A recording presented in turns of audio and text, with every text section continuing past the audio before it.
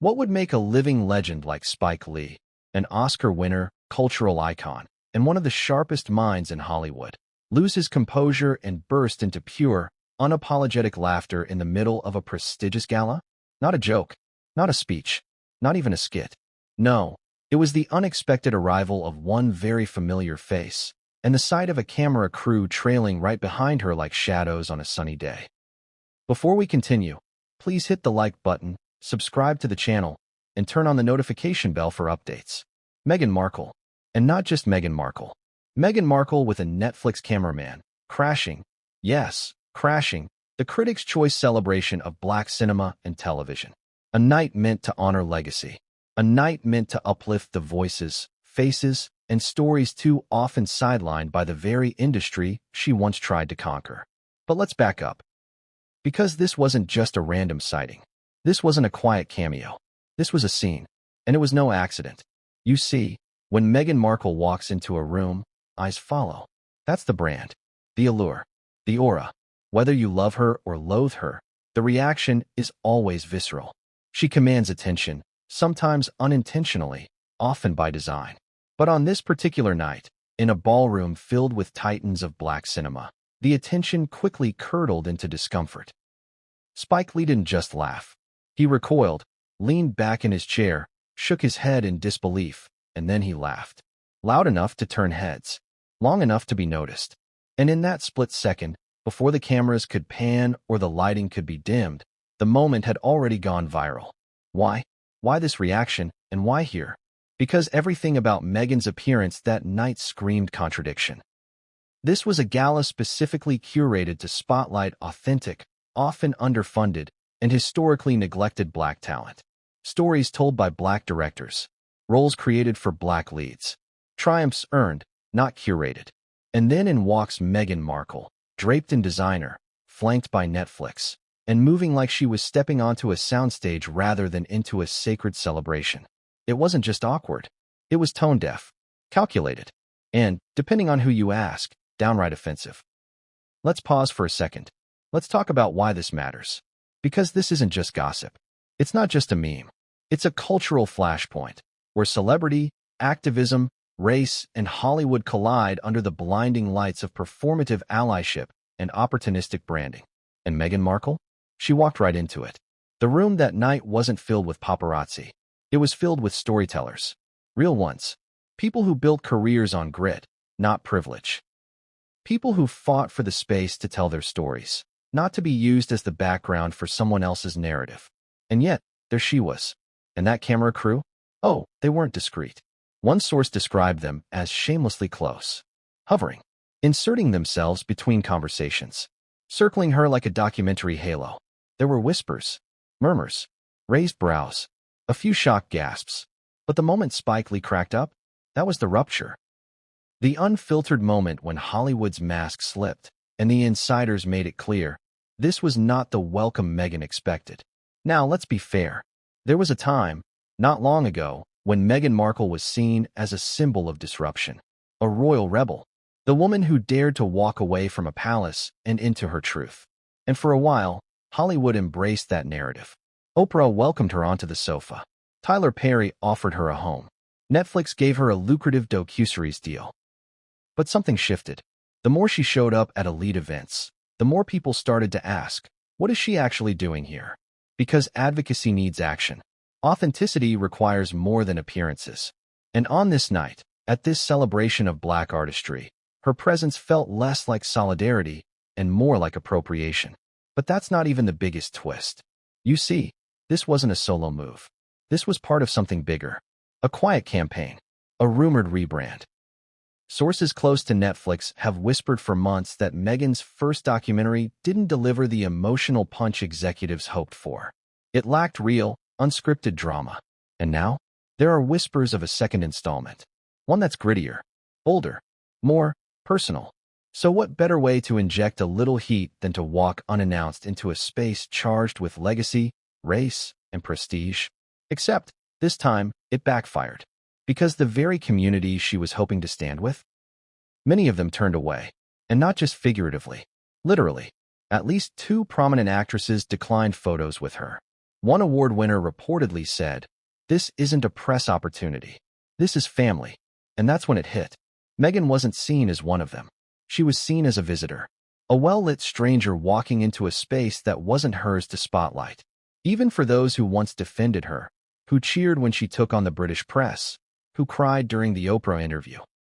This moment was uncomfortable, because now the question wasn't, is she misunderstood? The question had become, is she just using us? Let's not forget, this is Hollywood. Optics are everything. And in the world of brand survival, there are no coincidences.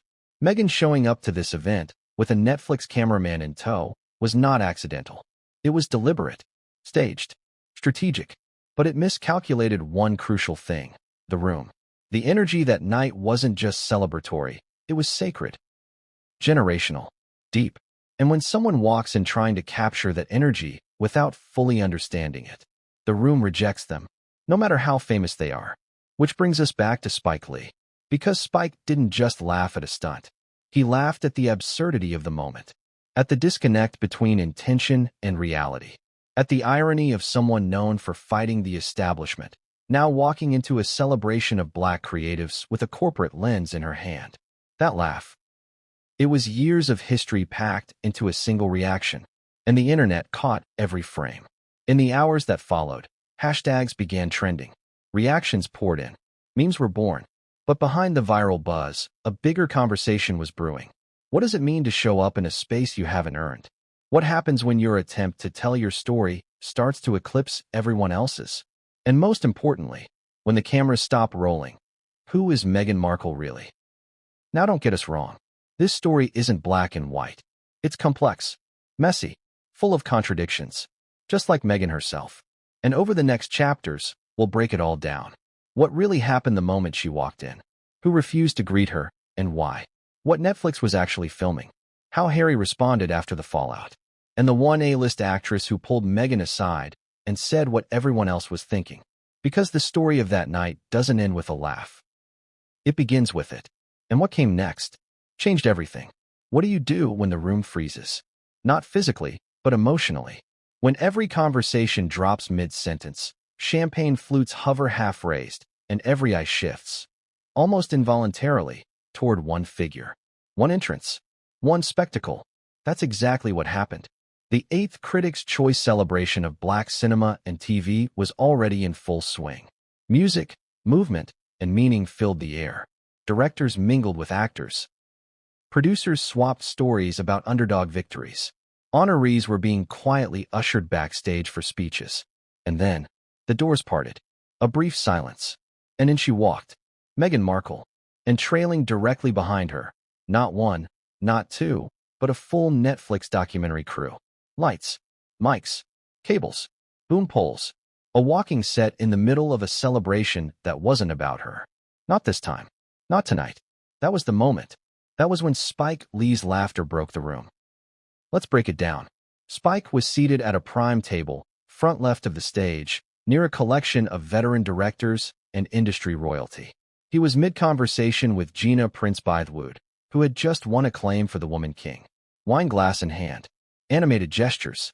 Engaged. Focused. Then his eyes shifted. He blinked. A beat. Another beat. And then, he burst out laughing. But this wasn't polite laughter. This wasn't your standard awards show chuckle or a confused giggle. This was unfiltered, deep from the gut laughter. The kind you try to suppress at a funeral, but fail miserably. He turned away from the entrance, leaned back in his chair, covered his face with both hands, shoulders shaking. Even Gina looked stunned. A nearby seatmate reportedly asked, "What's so funny?" To which Spike, barely able to speak, muttered, "She brought a camera crew." To this. Let that sink in for a moment. He didn't say her name. He didn't need to. Everyone knew. But while Spike's laughter echoed across the room, the rest of the guests weren't laughing. They were watching, processing, confused, irritated, some, honestly, mortified. Because what Meghan had just done wasn't just unexpected. It was unprecedented. This wasn't the Met Gala. This wasn't an LA red carpet premiere. This was a private, culturally rooted industry celebration honoring Black excellence in film and television. A space built on legacy, representation, and decades of work against systemic erasure. And Meghan? She walked in like she was filming the season finale of Suits. But here's where it gets even more surreal. As Meghan glided past the reception area, cameras flanking her like bodyguards, no one from the event's coordination team stepped in. No security blocked her. No announcements were made. Why? Because no one knew she was coming. You read that right. Meghan's name was not on the official guest list. Not among the expected VIPs. Not on any seating chart. According to a source close to the event's planning committee, there was no record of her RSVP. It was like she just showed up. With Netflix, some say she may have secured an informal +1 through a last-minute connection. Others claim it was a rogue power move, her team allegedly leveraging Netflix's name to gain access without scrutiny. And at first, it worked. Until it didn't. Because while the room was too polite to create a scene, the energy shifted fast. That warmth, that celebration, that collective pride, it turned cold. Eyes followed her, but not with admiration. With suspicion, with confusion, with exhaustion. Have you ever seen someone try to blend in while simultaneously demanding the spotlight? That was Meghan. Her face wore a practiced smile. She waved discreetly, tried to offer hugs, but her body language was off. Too stiff, too alert. Like she knew she was being watched and wasn't sure if she was winning or failing in the moment. And then came the real tension. As Meghan and her team began floating toward the main ballroom, the Netflix crew began filming. Not subtle, sneak-a-shot filming. Full-on coverage. They angled for crowd reactions. They tried to get footage of Meghan interacting with guests. One crew member was overheard whispering to another, "We need this in one take." One take of what? Exactly. Because this wasn't a reality show. This wasn't a press junket. This was not a public appearance meant to be leveraged for commercial storytelling. And that's when Spike Lee's reaction became more than just a meme. It became a symbol of a culture fed up with performative presence. A symbol of an industry tired of celebrities dropping in for optics rather than offering tangible support. A symbol of a moment when the room collectively realized, this isn't about us anymore. It's about her again. But it wasn't just Spike. Others followed suit. To his right, a respected black filmmaker who had just landed a multi-picture deal with Apple reportedly excused himself from the table entirely. To the left, an award-winning actress repositioned her chair, subtly turning her back toward the scene. Whispers intensified. One woman allegedly mouthed the words, "Not tonight, Meghan." And yet, Meghan kept walking, kept smiling, kept being filmed. There's a moment that deserves freeze-framing. Just as she reached the center aisle, where photographers were discreetly capturing natural candids of attendees, Meghan paused. The Netflix cameraman behind her nodded, as if signaling, "This is your mark." She adjusted her posture, flashed a smile, and then looked directly into the lens. That moment, it told the whole story. This wasn't an accident.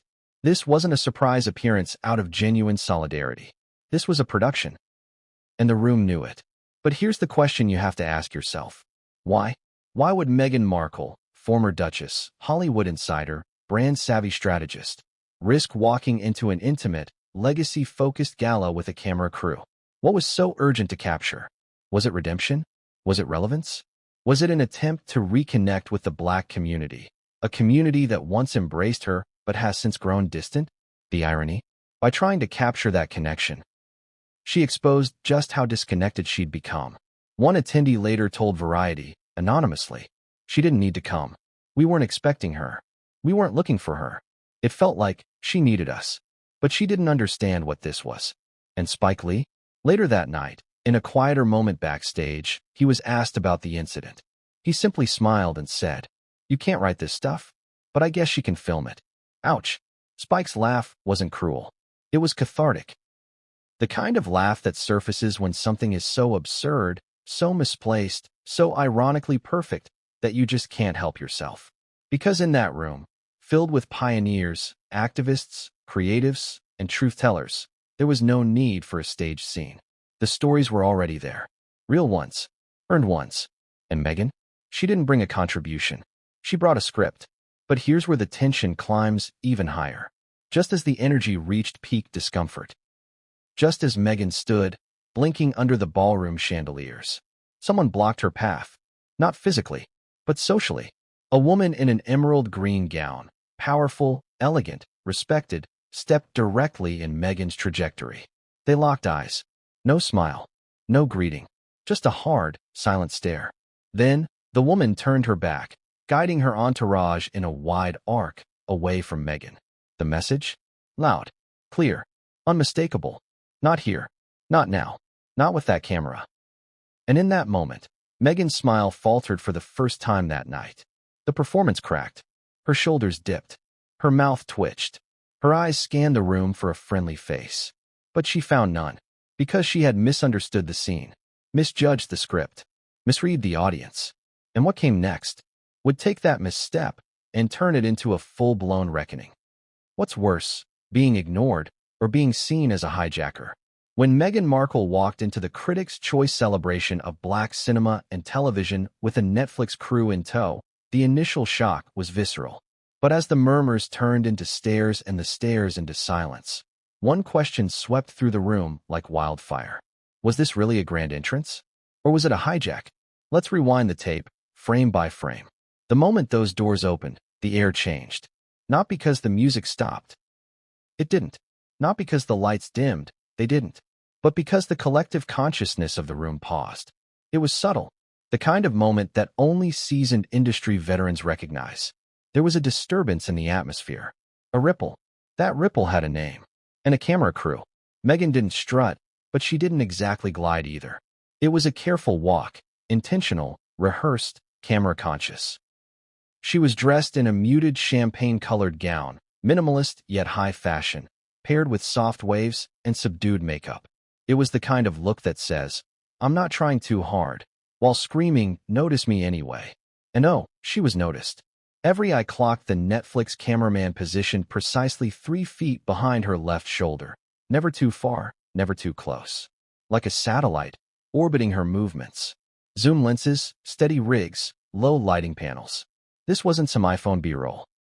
This was production-grade documentation. So again, was this a gala appearance? Or was this scene 23 in a personal redemption arc? And if it was, who was the director? As Meghan advanced into the venue, she did what she always does. Offered soft smiles, brief waves, and strategic nods. Her hands occasionally brushed the fabric of her dress, a telltale Markle gesture that betrays nervousness beneath the poise. But she wasn't nervous. Not exactly. She was calculating. You could almost see the thought bubbles. Make eye contact with that producer. Pause beside that nominee. Don't forget the camera is still rolling. And here's where it gets sticky. Because everyone in that room had worked years, decades, to be there.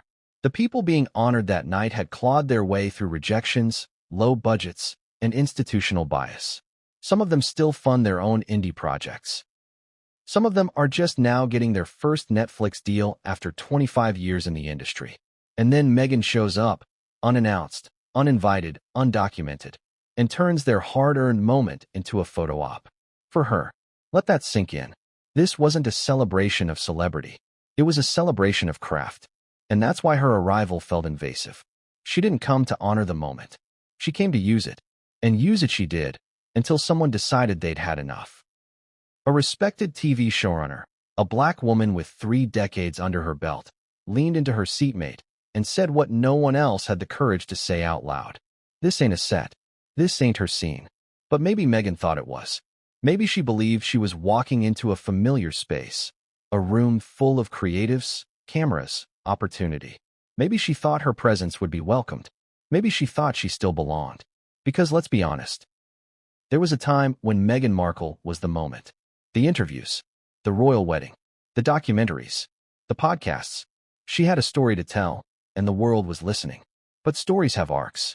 And somewhere along hers, the narrative turned. Was it overexposure? Was it overreach? Or was it that people began to see the cracks between the image and the intention? The Meghan who spoke so powerfully about being silenced was now walking into rooms uninvited, bringing cameras to places where silence was sacred. The contradiction was too loud to ignore. And the irony? She was filming a documentary about being misunderstood. You can't make this up.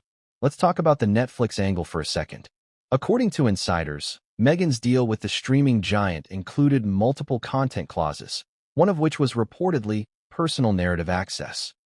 Translation? Netflix wanted more unfiltered Meghan. More of her world. More drama. But after the first docu-series dropped, execs weren't entirely satisfied. One producer allegedly said, "We need real-world friction, not palace flashbacks."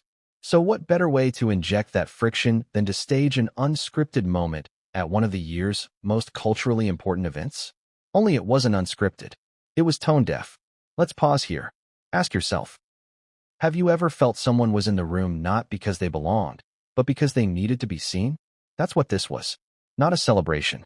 A performance. And the audience? They weren't buying it. Several attendees shared the same haunting sentiment. She made it about her. And this night, it wasn't about her. Let's get into the reactions, because this is where things truly unravel. One executive from a major Black-owned studio refused to greet her. Another redirected their speech mid-acceptance to pointedly highlight those who show up when it matters, not when the cameras are rolling. Ouch. Even Meghan's usual allies were silent.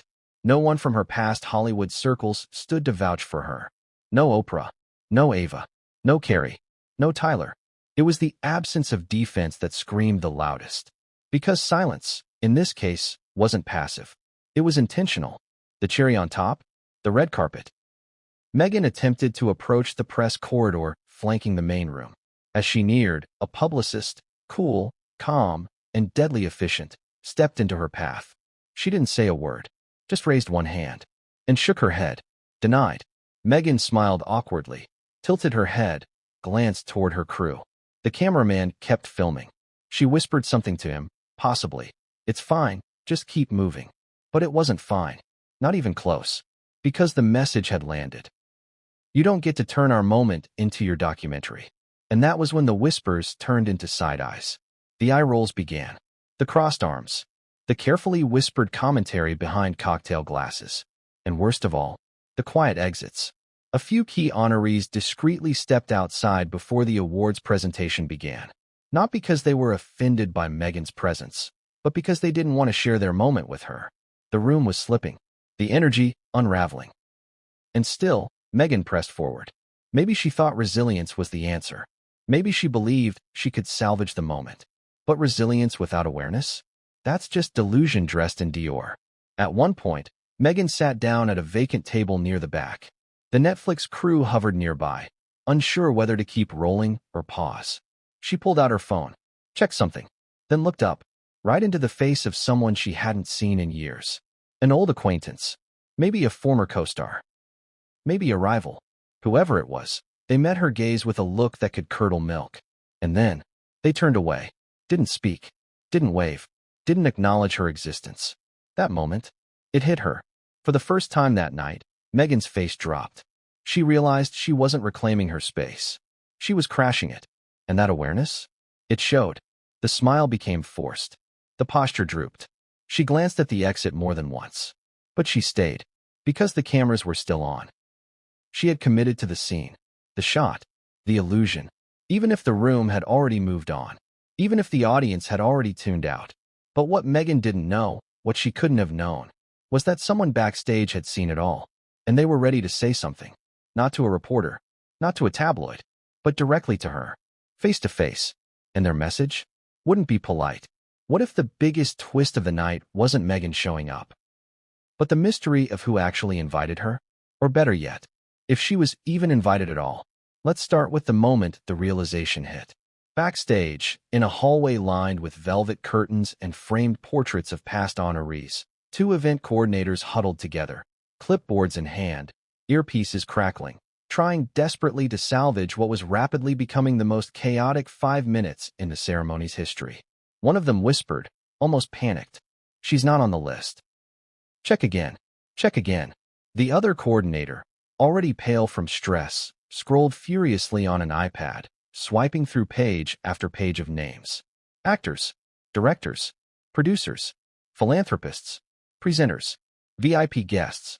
But nowhere did the name Meghan Markle appear. Not under her maiden name, not under Duchess of Sussex, not under any disguised pseudonym celebrities sometimes used to keep their attendants quiet. Nothing. And that was the problem. Because if Meghan wasn't invited, if she wasn't expected, then her entrance wasn't just awkward. It was a breach of protocol, a public hijacking. But the real question was, how did she get in? Because security at this event was no joke. This wasn't a Beverly Hills charity brunch where anyone with a smile and a stylist could slip past the velvet ropes. This was an awards celebration attended by some of the most influential Black creatives in Hollywood. High security, strict access, mandatory badges, verified RSVPs only. So again, how did she walk through the front doors with a Netflix camera crew and not a single person stopped her? Here's where it gets messy. Different sources gave different stories. Some claimed Meghan arrived through the VIP media access entrance, which, ironically, was the one used by press, photographers, and documentary crews. If you walked in holding a camera and acting like you belonged, no one questioned you. It's Hollywood. Cameras rule everything. Others say someone from her team dropped a celebrity's name at the door, the name of someone who was invited. And security, overwhelmed with the pre-event rush, waved her through. Another theory? Netflix. A few production insiders whispered that members of their documentary division had pre-cleared filming access with event staff under the vague phrase, "We have talent arriving for atmospheric B-roll." Talent. Atmospheric. The kind of wording that means absolutely nothing. And everything at the same time. But then a producer, frustrated and fed up with the swirling chaos, reportedly confronted Netflix's on-site coordinator. Who approved this? Was she supposed to be here? To which the Netflix rep shrugged and said, "We were told she had clearance. We assumed the event approved her. We don't really know." You don't really know? Netflix, a billion-dollar company with legal teams thicker than royal biographies, didn't know who invited Meghan? Make it make sense. The contradictions were piling up. And backstage, the event managers realized they had a problem spiraling in real time. Because Meghan wasn't just in the building. She was being filmed in the building. And if the event shut her down publicly, if they escorted her out, if they confronted her on camera, Netflix would catch every angle, every second, every conflict. And that footage would go straight into Meghan's next project. She would become the victim instantly. So they did nothing, except panic quietly. But while the coordinators scrambled to figure out the truth, Hollywood insiders were already whispering their own theories. Some believed Meghan orchestrated the moment intentionally, that she knew she wasn't invited, but also knew the gala wouldn't risk making a scene. Others believed she'd been misled by someone on her team, that she thought she had an invitation but was given incorrect or outdated information. But the most explosive theory? Someone did invite her. Secretly, quietly, without the approval of the board. A single person whose influence could bypass protocol. A person Meghan once trusted. A person whose relationship with her had soured, quietly, behind the scenes. All eyes turned to one name. Oprah. Not because Oprah had actually invited her, no evidence supports that. But because Oprah was in the room. Because Oprah and Meghan once shared a bond strong enough to shake global media. And because Oprah pointedly avoided Meghan that night. No greeting. No wave. No acknowledgement. Like two people who once shared secrets. And now shared nothing. Was Oprah the missing link? Was someone connected to Oprah the one who extended the informal invitation? Did Meghan expect Oprah to welcome her warmly on camera? Or did Meghan crash the event assuming Oprah would protect her? Because here's the twist. The moment Meghan entered the room, Oprah looked away and didn't look back. One eyewitness, an industry stylist with 20 years of experience, claimed the tension between them was physical. You could feel it. Oprah wasn't happy she was there. But before we get ahead of ourselves, let's get back to the invite mystery. After nearly 15 minutes of chaos backstage, the head coordinator finally made a decision. Do nothing. Say nothing. Let the night unfold. Pray it doesn't get worse. Spoiler, it gets worse. Because just as the coordinators concluded their frantic debate, just as the room was settling back into an uneasy rhythm, Meghan began approaching the stage. Not to present, not to be honored, but because she thought she was expected to be part of a group ensemble shot for honorees. The tagline for that segment? Faces shaping the future of Black storytelling. And this right here, was the moment that sent shockwaves from the front row to the back door. Because as Meghan stepped closer and the Netflix cameras tightened their focus, someone intercepted her. Someone respected. Someone with power. Someone with no fear of confrontation. And the first words out of their mouth stopped Meghan in her tracks.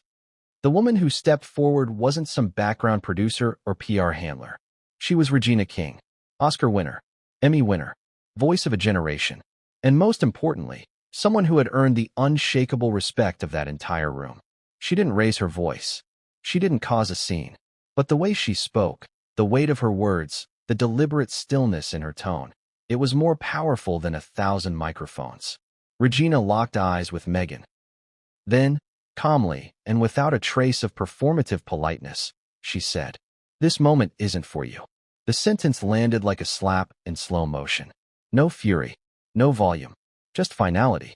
Meghan blinked. For a second, it looked like she hadn't heard correctly. But she had. She tried to offer a soft reply, something along the lines of, "Oh no, I'm just here for," but Regina didn't let her finish. She gently tilted her head, eyes sharp but composed. "Please don't make this harder than it already is." Translation? Step away. Now. Behind them, one of the event producers was frozen mid-step, watching it all unfold with wide eyes and held breath. The Netflix cameraman hesitated, unsure whether to keep rolling. This wasn't part of the scene. This was real. And what's worse for Meghan, the room was watching. Not overtly, not like a film premiere, but subtly, shoulders turning, drinks lowered, expressions frozen in partial gasps. The air tightened. Regina stood there, a literal guardian of the space, blocking Meghan's path to the stage. She didn't budge, didn't blink. In that moment, there was no royal title, no Netflix contract, no curated public image that could save Meghan. There was only this, a woman who came uninvited and a room that had had enough. Eventually, Meghan stepped back. She forced a small nod. Awkward. Stiff. Her smile twitched into a line. She turned, not sharply, not dramatically. But in that kind of retreat you do when you know you've overstepped and there's no easy exit. And Regina? She turned, too. Not toward Meghan, but toward the stage. She walked up calmly and took her place among the other honorees. Women and men who had paid their dues in blood, sweat, and invisibility. Women who hadn't brought cameras, who hadn't tried to rewrite the story, because they were the story, and the message couldn't be clearer. This was not Meghan's narrative to shape. This was not her moment to steal. It was a line in the sand, drawn by someone powerful enough, respected enough, to speak the truth in a room where most were too cautious, too politically tied, too polite. But don't be fooled. That wasn't the end of it. Because after the confrontation, after Meghan returned to her table near the back and the camera crew tried to recalibrate, something happened that no one expected. The footage began leaking. Not the Netflix footage. Not Meghan's controlled version. The real footage. From someone else's phone. A well-angled clip, just blurry enough to protect the shooter's identity, but crisp enough to capture Regina's exact words, Meghan's stunned expression, and the moment Meghan turned away. It hit social media within 30 minutes. And once it did, the story blew wide open. Headlines exploded. Uninvited Meghan Markle turned away at Critics' Choice Gala by Regina King. Caught on camera. Meghan Markle denied stage spot at Black Cinema event. Respect the moment. Regina King silences Meghan's PR stunt. Hashtags trended. Hashtag this isn't your moment. Hashtag Regina said no. Hashtag Meghan crash. And while Meghan's PR team scrambled behind the scenes, trying to reframe the moment as miscommunication, the damage was already done. Worse, the footage contradicted every statement they made. Because in the video, you could hear it. Clear as day. Regina King, this moment isn't for you. No PR spin could clean that. And yet, even that wasn't the end. Because as Twitter spiraled, and think pieces started piling up, and media consultants began whispering about optics disaster, a far more uncomfortable truth started surfacing. What if this was never a mistake? What if Meghan's team knew she wasn't invited? What if this entire entrance, this awkward red carpet moment, this camera crew coincidence, this stage walk attempt, was always part of a broader strategy? Think about it. Netflix needed drama. Meghan needed a fresh narrative. And Hollywood? Hollywood always forgives a woman wronged. So what if the plan was to create a new victim moment? One that didn't involve Buckingham Palace or Piers Morgan. One that unfolded not in royal gardens, but in the heart of Black Hollywood. Only this time, the room didn't play along. They didn't boo. They didn't confront. They didn't explode. They simply turned away. Because the silence said everything. No applause. No sympathy. No sanctuary. Meghan had walked into the space expecting solidarity, but she found sovereignty, and sovereignty doesn't entertain stunts. Still, you have to wonder, was Meghan expecting this? Had anyone on her team warned her this might happen? Or had she truly believed that her presence would be embraced? That her message, her cameras, her documentary, her identity would automatically earn her a seat? That her story was still powerful enough to center? There's a moment that stands out. A source close to one of the event hosts described seeing Meghan backstage, post-confrontation, sitting alone in a quiet corner. Her head slightly bowed, her phone in her hand. She wasn't crying. She wasn't yelling. She was just still, thinking, processing, and maybe, just maybe, realizing that the playbook she'd relied on for so long no longer worked here. Because the story that had once made her beloved, the woman who walked away from the crown, had now morphed into something else. The woman who won't stop walking into other people's stories. And that, no matter how beautifully lit, how tightly framed, or how emotionally edited, can't be Netflixed into redemption. Not this time. Because there were other cameras rolling that night. Cameras Meghan didn't control, and they were about to show the world everything. But the biggest blow was still to come. Because somewhere in that room, Oprah was watching, and her silence would speak louder than Regina's words. Let's cut to the chase. Meghan Markle didn't just show up to the Critics' Choice celebration of Black Cinema and TV by accident. And she definitely didn't bring a camera crew out of spontaneity. That Netflix team, they weren't filming B-roll. They were hunting for something specific, something emotional, something headline-worthy, something that would put Meghan back on top. Because behind the velvet curtains, under the glitz and applause, a very different drama had been playing out. Netflix was quietly losing interest in the Sussex fairy tale. Let's rewind a bit. In 2020, the world was still reeling from Megxit. Harry and Meghan had stepped away from the royal family, invoking privacy, peace, and personal truth. Shortly after, Netflix swooped in with a jaw-dropping $100 million content deal. The promise? An unprecedented look into their lives. A docu-series that would redefine modern royalty. A production company, Archwell, that would uplift voices and build community through storytelling. The hype was massive. The public was intrigued. The buzz was unmatched. And then, the content dropped. Meghan's podcast Archetypes launched on Spotify, only to be quietly dropped after one season. Netflix rolled out Harry and Meghan, a 6-part documentary. It did well in numbers, sure. But inside Netflix, executives weren't thrilled. Because once the royal dust settled, once the tiaras were removed and the tabloid drama dissected, the feedback was surprisingly blunt. Where's the story? Where's the arc? Where's the conflict now? Meghan and Harry had told their truth. But the truth, it turned out, had an expiration date. And that's when the pressure started. Netflix wanted more. More story. More tension. More relevance. Cue the sudden appearances. Meghan popping up at glossy events with Netflix cameras shadowing her like paparazzi in disguise. Industry insiders began whispering about a second docuseries. A rebrand. An intimate, dramatic continuation of the royal renegade narrative. Only this time, grounded in Meghan's journey through Hollywood as a misunderstood Black woman navigating elitism and exclusion. Let that sink in. Because this theory changes everything. The Critics' Choice Gala? It wasn't just an event Meghan decided to attend. It was a set piece. The timing, the cameras, the carefully selected gown, all aligned with the kind of unscripted authenticity Netflix producers allegedly requested. According to a source close to one of Netflix's LA-based docu team members, there's pressure to find the next chapter. They want raw moments, conflict, vulnerability, cultural significance. Meghan showing up to an event like that? It checks every box. But here's where it gets risky. Because in chasing that narrative, they underestimated the room. This wasn't just any event. It was a sacred space, curated, guarded, deeply rooted in cultural heritage. You don't just walk into that kind of room with cameras and assume you'll be embraced. You earn your place. But Netflix wasn't looking for nuance. They were looking for footage. One insider even admitted. There was an understanding between Meghan's team and Netflix that she'd be captured in high-profile environments. Moments that highlight her struggle to reintegrate into spaces of color after royal exile. Did you catch that? Reintegrate into spaces of color. That's how Meghan's Hollywood return was allegedly being framed, as a woman reclaiming her black identity after being silenced by the crown. A compelling storyline? Yes. An accurate one? That depends on who you ask. Because Meghan's relationship with Black Hollywood has always been complicated. She has often spoken about being biracial. Her experiences navigating racism, both overt and subtle, have shaped her narrative.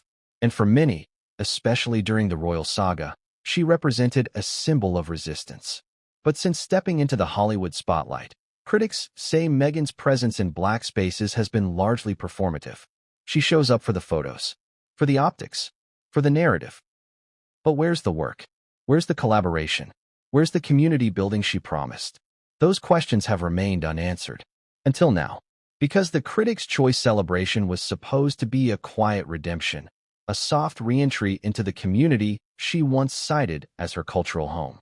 And Netflix was there to capture every frame. Except, the room wasn't interested in being part of the documentary. They weren't extras in her comeback. They were the main characters of their own stories. And Meghan's presence felt like an intrusion. Let's talk about that Netflix crew for a moment. Multiple eyewitnesses confirmed the following. They arrived before Meghan did. They were stationed at 3 key points: the entrance, the back of the main room, and one roving camera near the red carpet. They used lav mics, meaning Meghan was likely mic'd up before arriving. They attempted to film interactions, even unplanned conversations between Meghan and other attendees. Let that sink in. She was likely mic'd.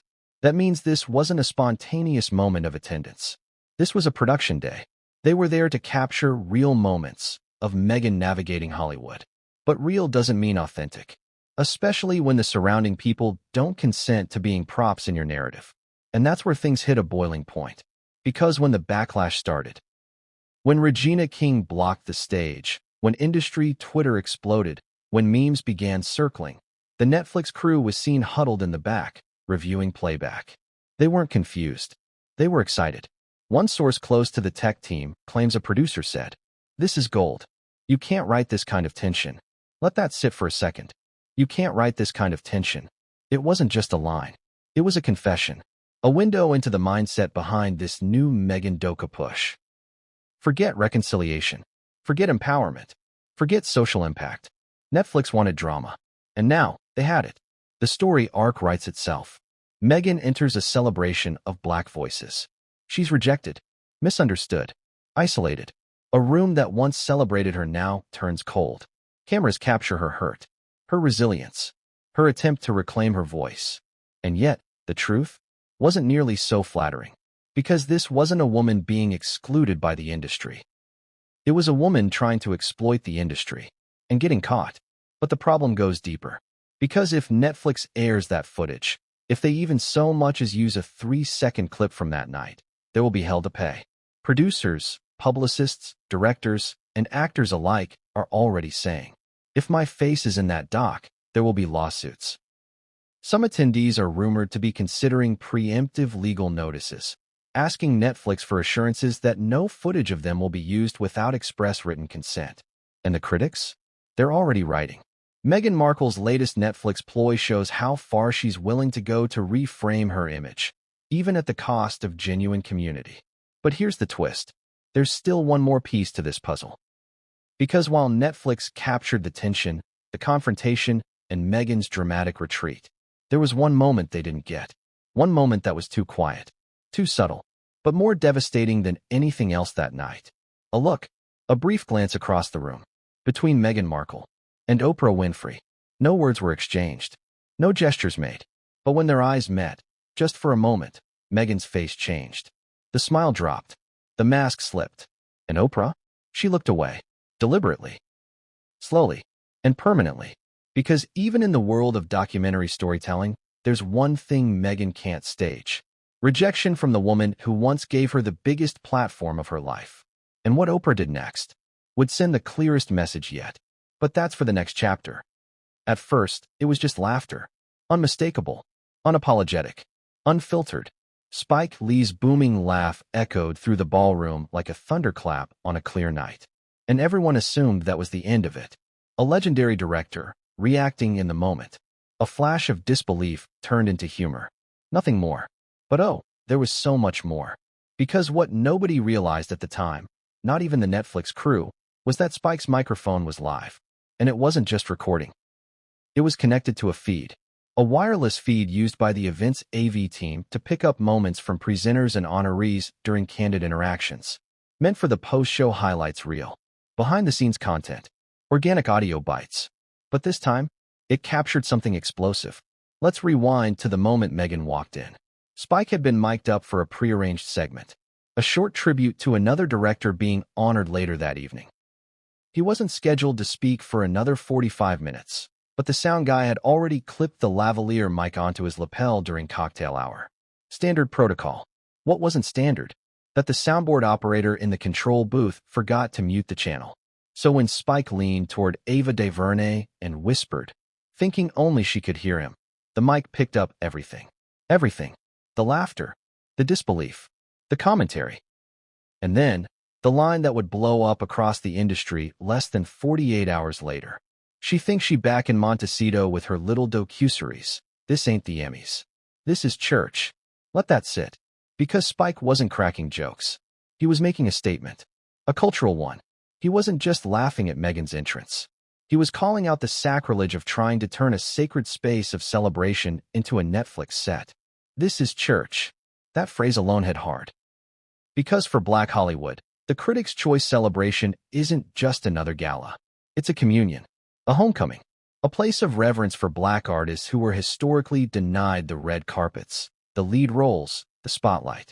And to walk into that space with cameras rolling, cameras not for the event, but for your own redemption arc, wasn't just inappropriate.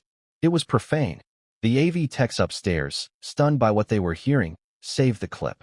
Not because they intended to leak it. At first, it was just a holy crap moment. One of those, did he really just say that, situations you re-watch with colleagues after the gala ends. But one of them made a mistake. They shared it. Privately. Discreetly. A text to a friend in media. And that friend shared it with someone else. And so on. And so on. Until finally, a 23-second audio file titled Spike Hot Mic.mp3 showed up on an anonymous Reddit post titled, Spike Lee had thoughts about Meghan Markle last night. Mike was on. Within 2 hours, the clip had over 3 million plays. And just like that, the moment Meghan thought she controlled was gone. Hijacked by truth. Captured not by Netflix, but by reality. Twitter exploded. Journalists jumped. Think pieces launched like missiles. Spike Lee says what everyone's thinking. Hot Mic exposes Meghan's Hollywood mirage. From royalty to reality. Meghan Markle just got baptized by Black Hollywood. And just when you thought it couldn't get more damning, the full clip dropped. In it, Spike says, she walked in like she was giving a keynote at Essence Fest. Brought a whole camera crew. This ain't about you, sis. He wasn't being cruel. He was being honest. Unfiltered. Raw. Tired. Because behind the glitz and politics of Hollywood is a long-standing frustration among Black creatives, especially veterans like Spike, about the difference between being part of the movement and using the movement as a marketing tool. And in their eyes, Meghan had crossed that line. Now here's where it gets strategic. Because Meghan's team tried to respond. Quickly, they issued a quiet, unofficial statement to a friendly outlet saying, Meghan was invited and attended in a personal capacity. Any footage captured was not intended for commercial release. The Duchess continues to champion inclusion and representation in media. Nice try, but the timing was terrible. Because by then, the footage of Regina King blocking Meghan's path had already been synced with Spike's leaked audio on TikTok. And the combo? Devastating. One video, edited brilliantly by a 19-year-old content creator, showed Meghan walking and smiling. Spike's laughter fading in underneath, and then the audio bite. She thinks she back in Montecito with her little docu-series. Cut to Regina King. This moment isn't for you. Cut to black.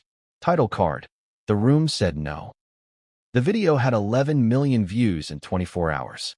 But the real damage came from within. Because Spike Lee wasn't some outsider trash-talking Meghan. He was the heart of the room, the conscience of the movement. And now his words were echoing across every screen, every article, every group chat. And Meghan? She had no comeback. Because this wasn't Piers Morgan. This wasn't a UK tabloid. This was one of her own. A man who directed Denzel, elevated John David Washington, created Black cinematic canon. And he had laughed. Not at Meghan the woman, but at Meghan the performance.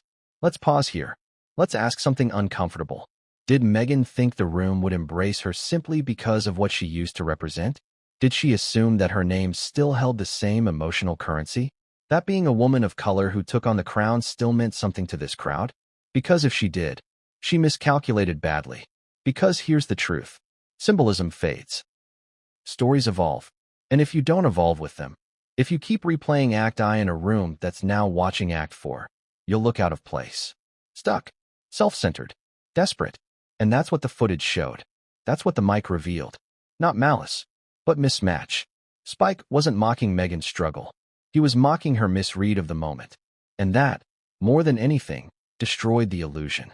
Because if Meghan couldn't read this room, her own people, as she often described, then who was she really speaking to anymore? And more importantly, who was still listening? But wait, the fallout wasn't over. Because someone else had heard the audio before it went viral. Someone who'd already been watching the night unfold from a quiet corner table. Someone who had once platformed Meghan, given her space, belief, trust. Oprah. And Oprah's reaction was coming. And it wouldn't be in the form of a tweet or a press release. It would be softer, colder, and more permanent. Because when Oprah goes quiet, you know you're in trouble. There was no speech, no mic drop, no public takedown, just a simple, deliberate turn of the shoulder. But in that room, at that moment, it spoke louder than every viral clip, every headline, every leaked audio file combined. It was Ava DuVernay, the director, the tastemaker, the quiet force of reckoning. And her body language? It shattered Meghan's illusion of belonging in a single, subtle move. Let's go back to the moment. The Spike Lee laughter had already ruptured the energy. Regina King had issued the quietest, most effective rejection in years. And then came Ava, elegant, composed, completely in control. Meghan approached her like she had done with other notable figures that night. Slowly, confidently, wearing that soft PR smile she'd mastered long ago. The Netflix cameras remained nearby, catching the angle over her shoulder. It was clear what they were aiming for. A moment of solidarity. Two powerful black women. One shot. One handshake. One exchange of sisterhood. The kind of image that would speak volumes. That could recenter Meghan's narrative. But Ava didn't give her the moment. Didn't even give her a glance.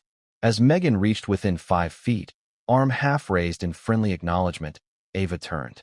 Not dramatically. Not cruelly. Just completely. Her entire body pivoted. Not toward Meghan, but away. Back into conversation with someone else. A well-known showrunner. Someone who, moments before, had been watching Meghan approach with quiet curiosity. And in an instant, Ava's movement made it clear. This interaction is not happening. The cameras caught everything. And they didn't know what to do. Do they zoom in? Pan away? Cut? Because this wasn't rejection in words. It was rejection in action. And when you're Meghan Markle, whose every move is calculated for optics, whose brand relies on perception, a moment like this is deadly. At first, it seemed like no one else noticed. But that was wishful thinking. Within moments, several guests seated nearby turned to each other and exchanged knowing looks. The whispers began again. She curved her. She just pivoted on her. That was deliberate. One stylist in the room later posted cryptically on X, formerly Twitter. The shoulder turn was surgical. One of the coldest Hollywood blocks I've ever seen. And I've seen agents divorce clients mid-party. But here's the thing. Ava DuVernay doesn't do anything unintentionally. Her silence is her statement. She's the kind of creative who doesn't chase clout. She creates culture. She doesn't chase moments. She curates them. So if Ava denied Meghan that interaction, it meant something. And Hollywood understood it instantly. Because just 2 years earlier, Ava had publicly praised Meghan's courage during the royal fallout. She had reposted the Oprah interview. She had voiced support. She had been in Meghan's corner. Until now. So what changed? Let's rewind the clock. Ava's work has always centered on authenticity, community, and amplifying voices that don't traditionally get a spotlight. Selma, When They See Us, 13th. These weren't vanity projects. They were cultural wake-up calls. She doesn't do spectacle. She does substance. And for someone like Ava, who has spent years building safe, sacred spaces for Black creators, Meghan bringing a camera crew into the Critics' Choice event without being invited wasn't just tacky. It was disrespectful. Multiple sources confirm that Ava was one of the first to catch wind of the Netflix crew inside the venue. She wasn't happy. She reportedly told her assistant, "Who cleared this? This is not that kind of room." She didn't raise her voice, didn't make a scene. She just logged the disrespect. And when Meghan approached her later that evening, Ava responded with precision. Because sometimes, the loudest protest isn't shouted. It's performed. Now here's where things got truly brutal. Within hours, the clip of Ava's shoulder turn was circulating on private industry group chats. Not public posts. Just quiet, devastating circulation among insiders. By the next morning, it had leaked online, blurry, zoomed in, but unmistakable. Captioned simply, Ava said, "Not today, ma'am." It was reposted over 40,000 times in 12 hours. The reaction? Swift, divided, emotional. Some applauded Ava. She protected the sanctity of the space. That was a boundary check. Others defended Meghan. Y'all act like she committed a crime. She walked into a room. But most just watched the clip and nodded in silence. Because they understood exactly what was happening. Meghan wasn't being bullied. She was being held accountable. And the people doing it weren't tabloids. They weren't Twitter trolls. They were the very community she once invoked as her shield. Now, let's dig deeper. Why is Ava's silent protest more powerful than any verbal takedown? Because it pierced Meghan's illusion of control. You see, Meghan's strength has always been in framing. She frames her image. She frames her interviews. She frames her presence. But framing only works when the subjects in the frame cooperate. And Ava refused to participate. That 2-second shoulder turn shattered a year's worth of PR. Because it made one thing glaringly obvious. Meghan Markle is no longer seen as an insider. She's not being embraced. She's being tolerated, at best. And that is a dangerous position to be in, especially for someone whose next career phase depends on public sympathy and personal authenticity. Let's be brutally honest. This wasn't just about the gala. This was the culmination of quiet disappointment. A sense that Meghan, who once carried the hope of cultural shift, had chosen commercialism over connection. That instead of building with her community, she was filming them. That instead of honoring shared space, she was using it. And Ava? She wasn't about to let herself be used. Now here's the plot twist. Ava still hasn't said a single word about the incident. No tweet. No repost. No cryptic quote. Nothing. And that silence is deafening. Because in a world of constant commentary, staying silent is the boldest move of all. It signals that she said what she needed to say, and she said it with her body. But Meghan? She felt it. Those in the room say her demeanor changed instantly after the snub. Gone was the confident strut. Gone was the glow. She returned to her table, checked her phone, sipped from her glass, stayed seated. No more approaching people. No more networking. No more chasing moments. The cameras? Still filming. But the story? Already written.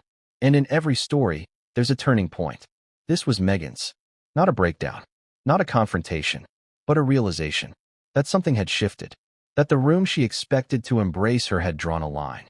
Not through her name, but around their space. No cameras. No stunts. No queens without crowns. Just real ones. And the scariest part? This was just the beginning. Because the next person Meghan locked eyes with was someone who used to protect her, who gave her the platform to tell her truth, who changed the course of her life. Oprah. And this time, there would be no interview, no hug, no safe space, just silence, the kind that echoes forever. What's worse, being ignored or being seen as a hijacker? When Meghan Markle walked into the Critics' Choice celebration of Black cinema and television with a Netflix crew in tow, the initial shock was visceral.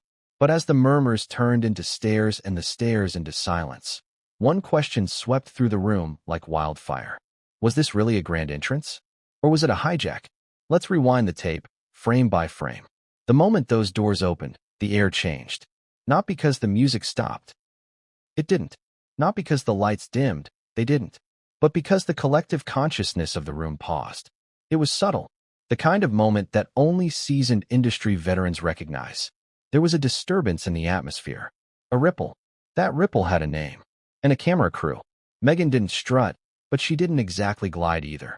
It was a careful walk, intentional, rehearsed, camera-conscious.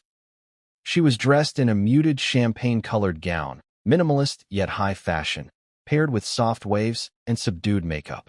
It was the kind of look that says, "I'm not trying too hard," while screaming, "Notice me anyway." And oh, she was noticed. Every eye clocked the Netflix cameraman positioned precisely 3 feet behind her left shoulder. Never too far, never too close. Like a